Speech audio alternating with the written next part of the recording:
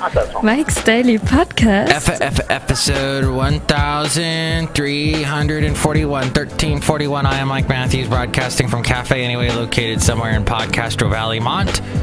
Today, Benita, the Disgruntled Fiddle player, the Brewmaster, and the wonderful segment where we look at some news called A Fine Article. And if you're Irish and you get mad at someone, you say, "Oh, he's a fine article." Mike's Daily Podcast. He doesn't get up as early as I do every day. He should get up early, but he doesn't. Mike's Daily Podcast. I don't know who I'm talking about there specifically, but it's like we are one big family living on this planet. I got all my brothers and sisters with me. Twisted sister, we're not gonna take it. Yes, we are. We're gonna say hi to Mom. Mike's Daily Podcast. Because Mom has her special day this weekend. We love the moms. All the moms. Mike's young and old. Daily. You're awesome. Podcast. But I wanted to tell you a really cool thing, and that is my dog yesterday, Basil the Boxer, got to see my former mother-in-law yesterday, which it's so cute. She calls him her grand dog. And Basil calls her Woof. And it was so nice. They got to see each other. It'd been a long time. Hey, look who just walked in. Oh, my God. Right now. Hi, Mac. It's Benita the Rodeo Queen. Hi. How you doing? Hey, to this girl fiddle player, tell you what. What? I hear y'all got a big chili cook-off thing going on in Podcastro Valley today. Tell you what. What? Chili cook-off. Oh, that's right. That's today. I don't know if that costs any money or not. Look who else walked in. Hello, Mike. I make the root beer. I'm the brewmaster. Oh, boy, that's some delicious root beer. That is so good. Did you make this? Yeah, Mike, I'm the brewmaster. Of course I did. What was that for? Your root beer is scary. Mike, I make all the root beer all over the world. Oh, kind of like the elves make all the toys all over the world. That's right. That's what I said. Shut up now. Okay. I can't shut up because it's my show. Ow! Brewmaster! I'm violent today. I'll cut you. Yay! Here's today's podcast picture. Violent Brewmaster is back! Woo! I don't know how long you've been listening to this show, and the podcast picture, by the way, is of you, Disgruntled Fiddle player. What? Say what? No. Tell you what. What? Chili cook-off. We might talk about chili cook-offs today. I don't know. In the drawing, I haven't done the drawing yet, but back in the day when we had Haley on and we did the segment, The Daily Haley. The Almost Daily Haley. the Brewmaster and Haley used to get into it all the time. They would get the fisticuffs, and it'd get kind of violent sometimes, right? Yeah, Mike, I didn't like that. When he would get mad at me, I'd want to punch him out. Like this. Ow, ouch, ow. See, and those punches, it kind of felt like being hit with a Nerf football. Nerf footballs were very fluffy Nerfy thing. Did they still make Nerfs? And how did... There was Nerf before Princess Leia said Nerf herder in the first made Star Wars movie, the Hope one. And she said something about the Nerf herder thing, and then that became a band in the 90s.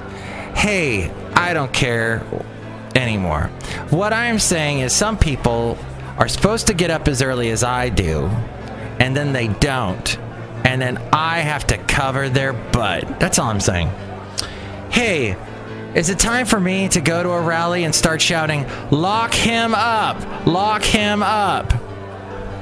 And this time, I am not talking about Hillary. I just want to set the record straight. Because Hillary's a she, and Donald Trump is a he. Wrong. No, it's true. And you should be locked up. Because you'd be in jail. Now you're the one that should be in jail because you are with the Russians. You love the Russians so much. I say it's better to get along with Russia than not. And that you are the one that decided to make the move. We had to make the move, and we decided to make the move. And team up with the Russians in order to win the election. And that's how you got into the White House. Whoops, wrong button. Wrong button. Well, that could have worked too. But there we go. The end. That's the end of my little political rant. But I want you to also realize that if you are a Democrat or a liberal and you believe what I just said, I want you to also realize that be aware of the herd mentality, of the cult mentality, of the cult of fire. Gosh, I can't think of any cult songs. They had a song called Firewoman. The one I love is, okay, I'm gonna see Haley today, and Haley's gonna be singing cult songs all day. The dogs snap at your feet. That's all I got. Sanctuary, right? That was the big one. Hey, beware of cult followings is all I'm saying. You can follow the band The Cult, but don't get into a cult mentality. I got 2 words for you. Jim Jones. His birthday is this weekend. That guy, I had a thought. I thought about him earlier this week as I was trying to get to sleep, and his whole story popped into my head. I just watched a thing on C-SPAN in recent weeks. A guy wrote a book about him. He just laid out all this fascinating stuff. Apparently, he really came to power here in the Bay Area. He helped out people like, oh great, now I just forgot his name too. I want to say Monsanto, that guy. And I couldn't, he got a lot of political clout helping out the guy that some Bay Area guy I am, and that I can't remember the name of the big guy. It'll pop into my head later. But Jim Jones, did the thing where he went to that country. I can't think of anything right now. And that's where all those people died, 900. I remember that part. And it involved Kool-Aid and cyanide, and that's why they say the expression, don't drink the Kool-Aid, when it comes to crazy beliefs that everybody seems to be believing at one particular moment.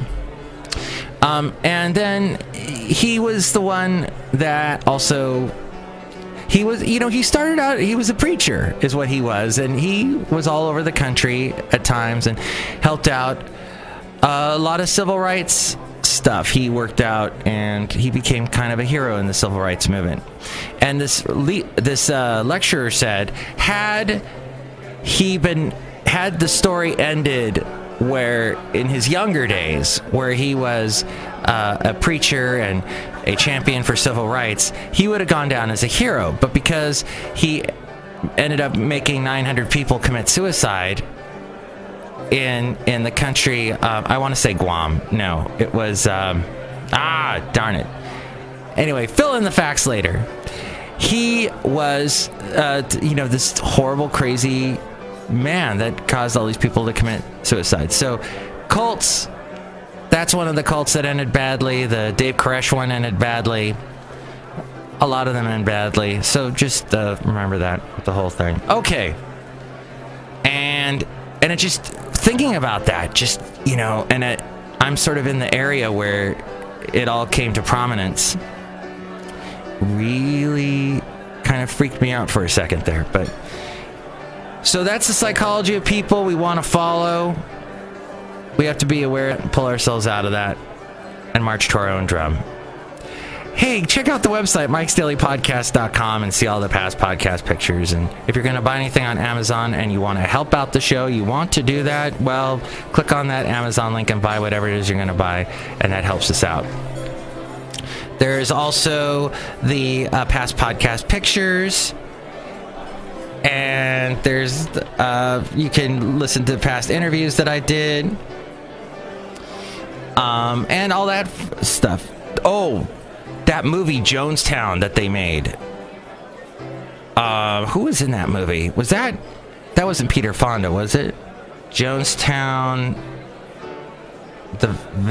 Guyana. That was it. Yeah. And they did this TV movie that was just it hit all the points that happened. And Moscone, thank you, George Moscone, helped him out in the beginning. Indiana is where it all began. Thank you, Wikipedia. Okay, that helped iron out some of the stuff. The story of Jim Jones had in it Powers Booth, Ned Beatty, LeVar Burton. That's right, he was in that. Randy Quaid was in that movie too. James Earl Jones. But Powers Booth was the one. He kind of reminds me of Peter Fonda for some reason. But he did a great job portraying Jim Jones. Just really scary. All right, enough of that. This depressing topic. Let's move on to some other depressing topics. Now, we'll get to some interesting stuff too that is all covered here in the segment called A Fine Article. Great, fast article. First off, Iraqi security forces are only days away from completing the operation to recapture Mosul from ISIS. This according to the Army's Chief of Staff. He hoped the jihadist group would be defeated in the city before the Islamic holy month of Ramadan begins at the end of this month, May 26th. Recent gains in the north meant the remaining militants were being squeezed into an ever smaller area. Mosul fell to ISIS in 2014 and is its last major urban stronghold in Iraq.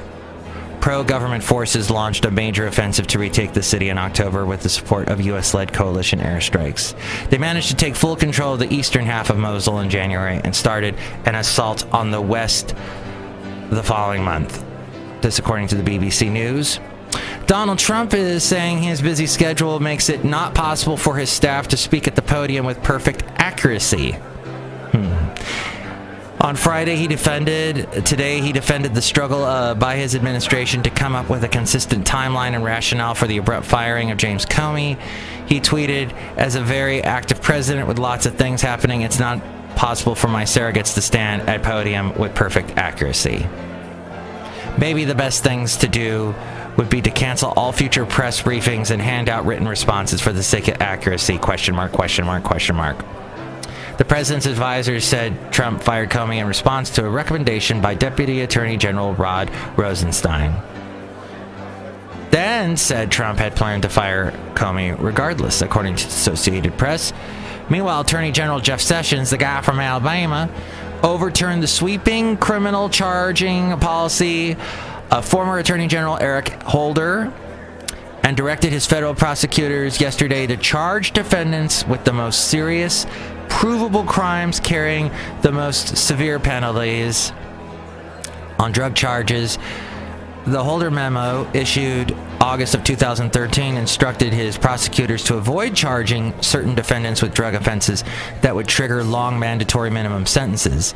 Defendants who met a set of criteria such as not belonging to a large-scale drug trafficking organization, gang, or cartel qualified for lesser charges and in turn less prison time.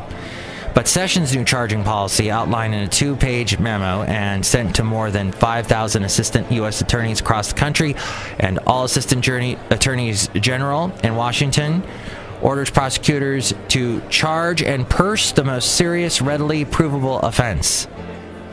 The Sessions memo marks the first significant criminal justice effort by the Trump administration to bring back the toughest practices of the drug war, which had fallen out of favor in recent years, with a bipartisan movement to undo the damaging effects of mass incarceration, this according to the Washington Post.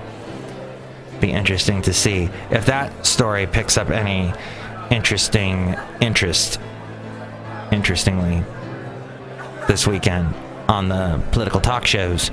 Injection opioid use among young people was the biggest contributor to a near tripling of new hepatitis C infections.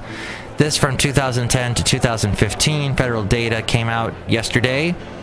The Centers for Disease Control and Prevention, the CDC, said confirmed hepatitis C cases rose from 850 to 2010 to 2,436 in 2015. The disease has few symptoms and testing is so limited, however, that the CDC estimates that about 34,000 people had hepatitis C in 2015, and nearly 20,000 U.S. deaths in 2015 were attributed to hepatitis C, according to USA Today. Now in some lighter news, Apple and Amazon have called a truce. After years of neck-to-neck rivalry over video, the Amazon Prime Video app will be coming to Apple TV. Apple will break the news at its Worldwide Developers Conference in June. The app ready for users as soon as this summer. So the rumors you might have heard last week have maybe indeed true. And for Amazon Prime members, the one glaring strike against Apple TV has been its inability to stream Amazon Video content. Because you love that Amazon Video. I don't, but you do, right? Apple's iOS mobile devices have long supported a stripped-down version of Amazon's video app that doesn't allow purchases, but the app in any form has never been available for Apple TV.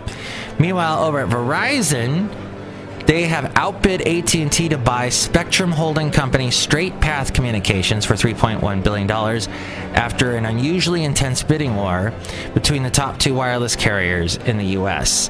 AT&T announced its own $1.6 billion acquisition of the company April 10th because Straight Path, quote, holds a nationwide portfolio of millimeter wave spectrum. And this spectrum will support development of AT&T's 5G wireless network. AT&T said that it expected to close its purchase of Straight Path within 12 months, but rumors that Verizon would try to outbid AT&T quickly began to circulate, culminating in the deal reported yesterday. Verizon hasn't publicly announced its purchase of Straight Path yet. Straight Path, which had only 9 employees as of October, acquired most of its wireless spectrum more than 15 years ago, but was penalized this year by regulators for failing to build a working network. So that is what is in the way of you and having 5G and watching everything you ever wanted in the space of a second.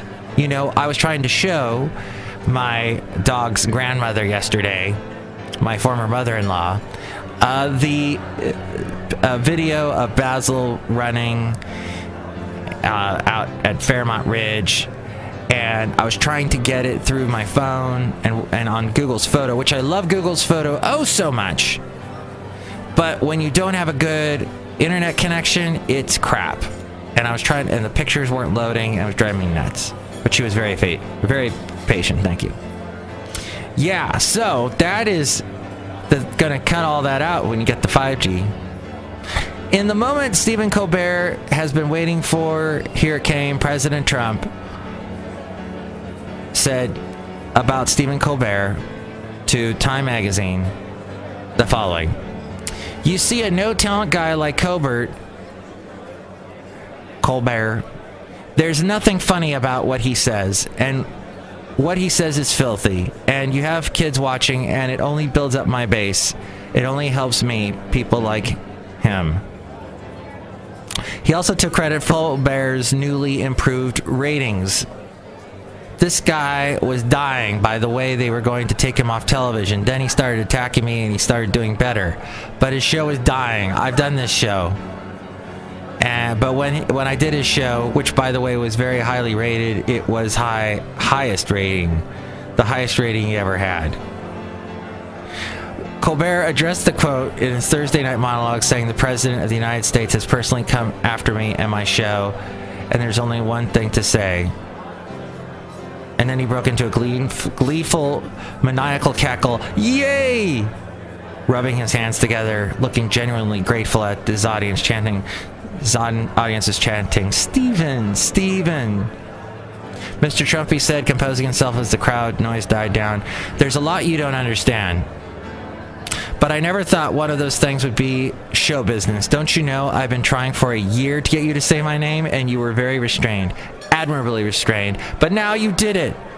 And Colbert said, I won. As we go outside a Café Anyway, located somewhere in Podcastro Valley. God damn, he loves to hear himself talk. I don't regret that, talking about the joke that he said that had involved sex and Trump and Putin. He said he, I believe, can take care of himself, talking about Trump. And Stephen Colbert said, I have jokes, he has the launch codes. Next show, it is going to be Madame Rootabega, Valentino, and Bison Bentley. Thanks for your patience in me trying to find info about that historical thing earlier, cult thing. And I hope we enlightened you in some way. If not, well, I hope you've enjoyed this wonderful podcast called This American Life. Mike's Daily Podcast is written and produced and performed by Mike Matthews. His podcast is super easy to find. Download or listen to his show and read his blog at mikesdailypodcast.com. Email Mike now at mikesdailypodcast@gmail.com. See you tomorrow. Bye!